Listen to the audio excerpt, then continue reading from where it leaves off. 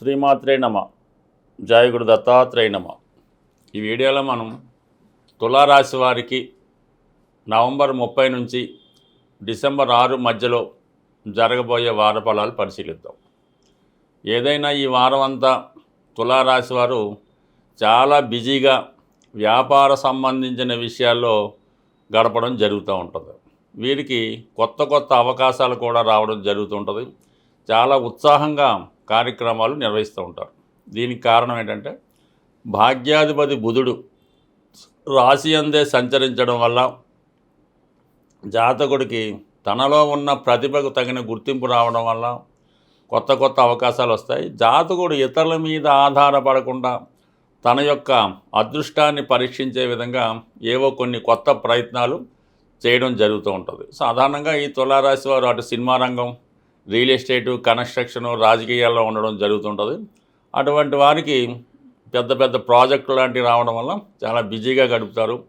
కొంతమంది సహాయకులను కూడా ఈ సమయంలో మీరు ఏర్పాటు చేసుకొని మీ వ్యాపారాన్ని లేదంటే మీ సంస్థని అభివృద్ధి చేసుకోవడం జరుగుతూ ఉంటుంది.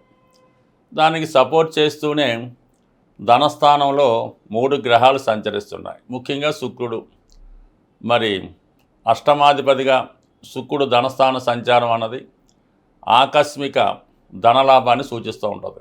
అంటే మీరు ఎవరితోన్నా జాయింట్ వ్యాపారం చేస్తుంటే ఆ పార్ట్నర్ సహకరించవచ్చు, లేదంటే మీ భర్త లేదంటే మీ భార్య సహకరించవచ్చు. ఏదైనా మీకు పరిచయం ఉన్నటువంటి అధికార హోదా కలిగినటువంటి స్త్రీలు కూడా మీతో కలిసి ఏదైనా ఒప్పందం చేసుకొని దానికి తగు విధంగా మీకు ధనాన్ని సమకూర్చడం, అలాగే మీ యొక్క కార్యక్రమాల్లో సహకరించడం కూడా జరుగుతూ ఉంటుంది. దానికి అదనంగా లాభాధిపతిగా ఉన్నటువంటి రవి ధనస్థానంలో ఆత్మకారకుడిగా రవి ధనస్థాన సంచారం వల్ల ప్రభుత్వ సహకారం సంపూర్ణంగా లభిస్తుంది. మీరైనా ప్రభుత్వ రుణం కోసం, లోన్ కోసం, అంటే ఏదో బ్యాంక్ లోన్ కోసం ప్రయత్నం చేస్తున్నాం, ప్రభుత్వ సబ్సిడీ కోసం ప్రయత్నం చేస్తున్నాం, అంటే రాజకీయ నాయకుల సహకారం ఆశిస్తున్నాం, కంప్లీట్గా అవి నెరవేరే అవకాశం ఉంది. ఏదో ఒక కార్యక్రమంలో మీ కుటుంబంలో జరిగే ఒక వేడుకలో, ఫంక్షన్లో అధికారులను మీరు ఆహ్వానించి వారితో ఇటువంటి ఒప్పందాలు చేసుకొని ఒక అగ్రిమెంట్కి రావడం కూడా జరుగుతుంటుంది. అలాగే ఈ పార్టీలు, ఫంక్షన్లు ఏర్పాటు విషయంలో కూడా జాతకుడు చాలా బిజీగా ఈ వారం అంతా గడిపే అవకాశం ఉంది. వీటన్నిటికన్నా కుజుడు సప్తమాధిపతిగా కుజుడు ధనస్థాన సంచారం వల్ల మీ యొక్క కుటుంబ విషయాల్లో, ఆర్థిక విషయాల్లో సొంత మనుషులే విభేదించినప్పుడు కూడా చివరికి వారు కూడా మిమ్మల్ని ఏదో విధంగా కోఆపరేట్ చేసే అవకాశం ఉంది. కానీ గట్టి పోటీ మీ దగ్గర వారి నుంచి, బంధువుల నుంచి ఎదురయ్యే అవకాశం ఉంది. చాలా సందర్భాల్లో ఒక పక్క సహాయం చేస్తూనే మిమ్మల్ని వారు విమర్శించడం కూడా జరుగుతుంది. కాబట్టి మీరు కొంత ఓర్పుతో, సహనంతో వారితో కఠినంగా వ్యవహరించగా, ఉన్నది ఉన్నట్టు యథార్థంగా మాట్లాడకుండా కొద్దిగా లౌక్యంగా మాట్లాడి మీ సమస్యని సాల్వ్ చేసుకుంటారు. ఎందుకంటే రాశి ఉన్నటువంటి కుజుడు రాశి యందు ఉన్నటువంటి బుధుడు మీకు అటువంటి లౌక్యాన్ని, సమయస్ఫూర్తిని ఇవ్వడం జరుగుతూ ఉంటుంది. ఇక ఈ వారంలో ప్రధాన మార్పు ఇంకోటి ఏంటంటే, మనకి ప్రస్తుతం దశమస్థాన సంచారంలో ఉన్నటువంటి గురువు మరి తిరిగి 9వ స్థానంలోకి సంచరించడం వల్ల చాలా వరకు విదేశ అవకాశాలు కలిసి వస్తాయి. విద్యార్థులు గతంలో చేసిన ప్రయత్నాలు, ఆగిపోయిన ప్రయత్నాలు, విదేశ ప్రయత్నాలు తిరిగి మొదలయ్యే అవకాశం ఉంది. ఎవరైతే తులారాశిలో, తులా లగ్నంలో ఉన్నవాళ్ళు ఉన్నత విద్య కొరకు విదేశ ప్రయత్నాలు చేస్తున్నారో వారు డిసెంబర్ 5 నుంచి ప్రయత్నం చేస్తే ఇంచుమించుగా వారి ప్రయత్నాలు రాబోయే ఒక 5-6 నెలల్లో సక్సెస్ అయ్యే అవకాశం ఉంది. గురువు భాగ్యస్థానంలోకి రావడం ఇదంతా ఈ రాశి వారికి చాలా వరకు కొన్ని నూతన ప్రయత్నాలు, విదేశ ప్రయత్నాలు ఫలిస్తాయి. కొంతమంది ఏదైనా దూర ప్రాంతంలో ఉన్నటువంటి పుణ్యక్షేత్రాన్ని దర్శించడం లాంటి కార్యక్రమాల్లో కూడా ఏదైనా ఒక మంచి కార్యక్రమం చేస్తారు. పిల్లల విషయంలో శుభవార్త వింటారు. కొన్ని కొత్త అలవాట్లు, కొత్త ఆలోచనలు ఉంటాయి. ఎక్కువగా ఏదో ఒక దైవాన్ని ఆశ్రయించి ఆ దైవానికి సంబంధించిన కార్యక్రమాల్లో పాల్గొనడం జరుగుతుంది. పెద్దల ఆశీస్సులు, దైవం యొక్క ఆశీస్సులు సంపూర్ణంగా లభిస్తాయి. అలాగే కామన్గా 6వ స్థానంలో శని భగవానుడు మన తులారాశి వారికి అటు రాజకీయ రంగంలో ఉన్నా, రియల్ ఎస్టేట్ రంగంలో ఉన్నా, ఏదైనా అంటే ఉద్యోగంలో ఉన్నా కూడా కంప్లీట్గా మీ యొక్క సర్వీస్తో ఇతరులని సంతృప్తిపరుస్తారు. ఉద్యోగ విషయాల్లో కొద్దిగా స్లో డెవలప్మెంట్ ఉన్నప్పుడు కూడా చాలా హార్డ్ వర్క్తో అందరి మనల్ని అనుకోవడం జరుగుతుంది.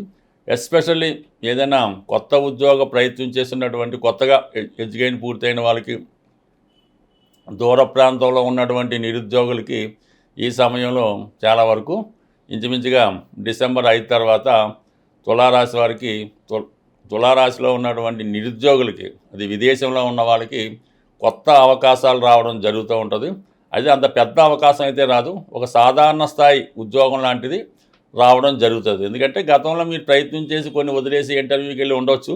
ఇప్పుడు శని భగవానుడు కూడా రుజుమార్గంలో 6వ స్థానంలో ఉండడం వల్ల కన్ఫామ్గా మీరు గతంలో ప్రయత్నం చేసినటువంటి ఉద్యోగం రావడం వల్ల చాలా వరకు అది మీ యొక్క అవసరాలకి చాలా వరకు సహాయపడే అవకాశం ఉంది. అయితే 5వ స్థానంలో ఉన్నటువంటి రాహు ఈ స్పెక్యులేషను, జోదం, పేకాట, బెట్టింగ్లకి మాత్రం 100% దూరంగా ఉంటే మంచిది. ప్రస్తుతం ఈ నవంబర్ 26వ తారీఖు నుంచి ఫిబ్రవరి 17వ తారీఖు వరకు శుక్ర మౌఢ్యం నడుస్తూ ఉంటుంది. అంటే శుక్రుడు రవికి దగ్గరగా సంచరించడం వల్ల, శుక్రుడు బలహీనం అవటం వల్ల ఈ శుక్ర మూఢం ఏర్పడుతూ ఉంటుంది. ఇది అందరికీ సాధారణంగా శుభకార్యాలు అవి చేయకూడదని విషయం తెలుసు. అయితే ఈ సమయంలో చాలా వరకు ధన నష్టం కానీ, ధనానికి ఇబ్బంది కానీ ఇంచుమించుగా ప్రతి వారి జాతకంలో కనబడుతూ ఉంటుంది అన్నమాట. అంటే శుక్రుడు బలహీనమైనప్పుడు ఆర్థిక పరిస్థితి బాగా టైట్ అవుతుంటుంది, మనీ రొటేషను తగ్గుతూ ఉంటుంది, చాలామందికి ఆదాయం కూడా తగ్గుతూ ఉంటుంది. అలాగే ప్రభుత్వం నుంచి ఒక విధమైన ఒత్తిడి వస్తూ ఉంటుంది, ట్యాక్సులు, పన్నులు గట్రా చెల్లించాలని. ఈ విధంగా ఆర్థిక పరమైన ఇబ్బందులతో ఎదుర్కొంటున్నవారు, అలాగే స్త్రీల నుంచి కూడా కొన్ని సమస్యలు ఎదురవుతూ ఉంటాయి. అటువంటి సమస్యలు ఎదుర్కొంటున్నవారు ఓ చక్కని పరిష్కారం వారికి ఏంటంటే చిన్న పరిష్కారం. ప్రతి శుక్రవారం అంటే మనకు ఒక 6 శుక్రవారాలు ఎలాగ వస్తాయి కాబట్టి సాయంకాలం సమయంలో అంటే సంధ్యా సమయంలో మరి చాలా ఫ్రెష్గా తాజాగా ఉన్నటువంటి గులాబీ పువ్వులు మంచివి ఒక 6 తీసుకొని హనుమాన్ ఆలయంలో స్వామివారికి సమర్పించవలసి ఉంటుంది.